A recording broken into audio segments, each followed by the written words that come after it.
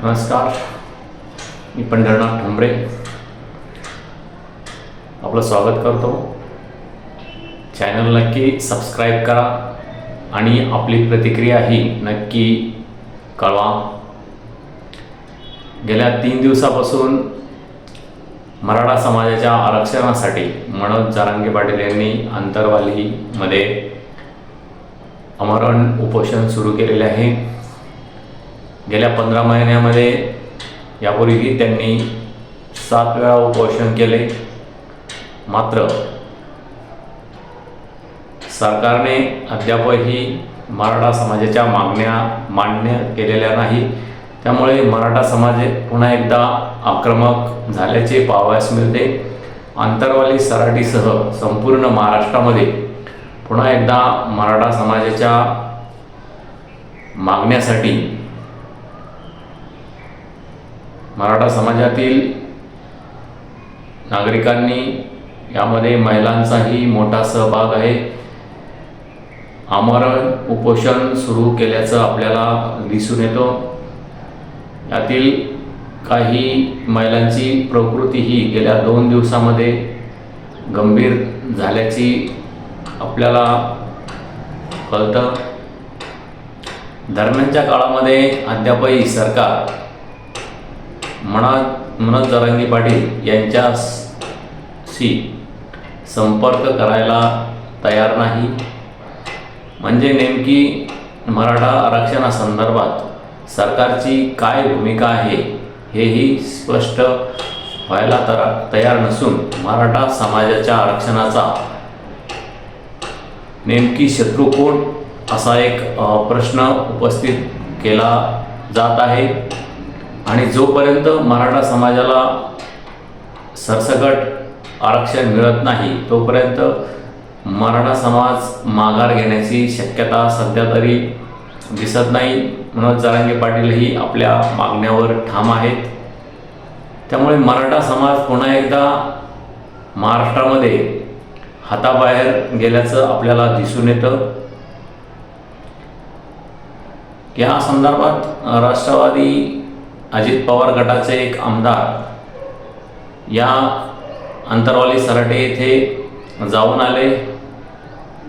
त्यामुळे पुन्हा एकदा शिष्टमंडळ अजितदादा यांचं भेटलंय का असा प्रश्न उपस्थित झाला. मात्र तसं काही घडलं नाही. आणि जालन्याच्या पालकमंत्री यांनीही जरांगे पाटील यांनी जर परवानगी दिली तर आपण उपोषण स्थळी जाऊ असं एक वक्तव्य केलेलं आहे. आता आपल्याला आज उपोषणाचा 3रा दिवस असून या अंतरवाली सराटे येथे हजारोच्या संख्येने मराठा समाज महाराष्ट्रामधून या उपोषणामध्ये सहभागी होत आहे.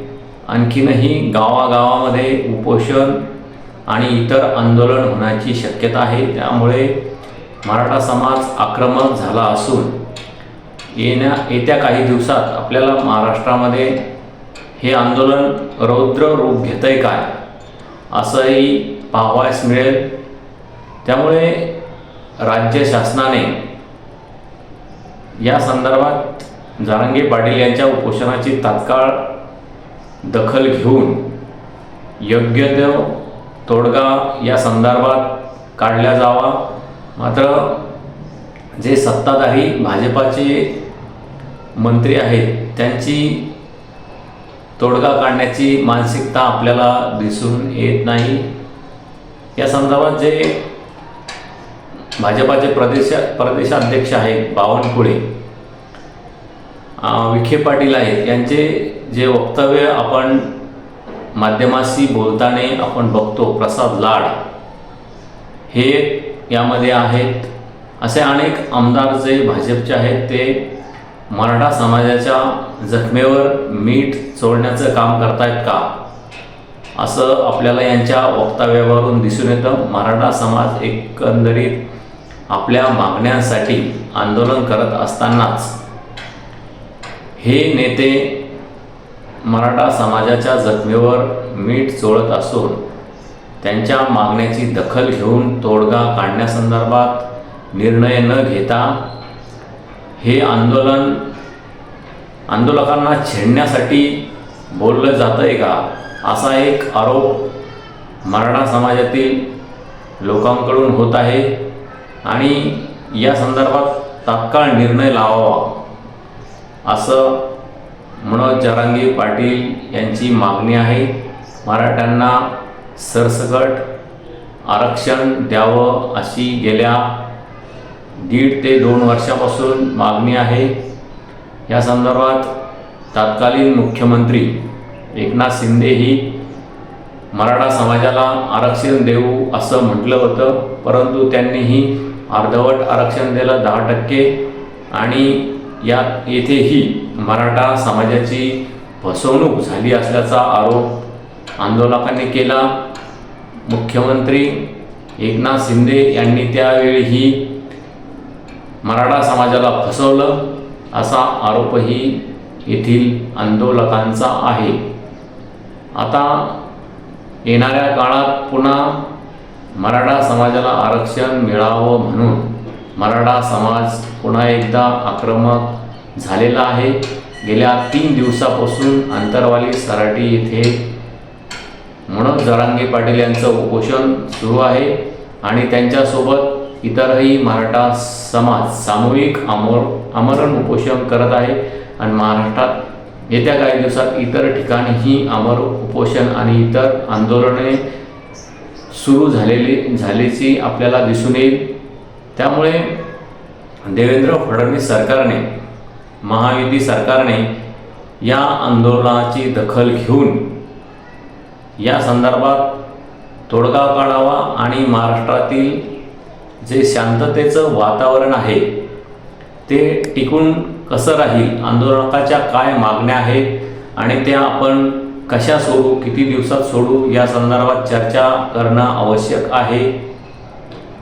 मात्र सरकार अद्यापही या आंदोलनाला गांभीर्याने घेत नसल्याचा आरोप होतोय आणि त्यामुळे मराठा समाज पुन्हा एकदा आक्रमक झालेला आहे आणि आपल्याला मराठा समाजाला आंदोलन करत असताना मराठा समाजाला आरक्षण मिळतंय की नाही असाही एक सवाल उपस्थित होतो. कारण गेल्या अनेक वर्षापासून मराठा समाज आरक्षणासाठी मागणी करत आहे, मात्र यामध्ये कोण आडकाठी करत आहे आणि मराठा समाजाला का आरक्षण दिलं जात नाही जे त्यांच्या हक्काचं आहे. काही लाखामध्ये कुणबी नोंदीही यात आढळून आले आहे आणि त्यांना सर्टिफिकेट रद्द करण्याचं ही सरकारकडून हालचाली आपल्याला दिसून येतात. हेही चुकीचं आहे. तुम्हीही तुमचं मत नक्की कळवा. मराठा समाजाला आरक्षण का दिलं जात नाही, मराठा समाजाचा शत्रू कोण आहे आणि जर सरकारने मराठा समाजाचं आरक्षण गांभीर्याने घेतलं नाही तर येणाऱ्या काळामध्ये हे आंदोलन रौद्र रूप धारण करू शकतो आणि त्याचा जर ही सर्वसामान्याला बसते हे आपण गेल्या 1-1.5 वर्षात आपल्याला पाहावयास मिळालं. तुमची प्रतिक्रिया ही नक्की कळवा.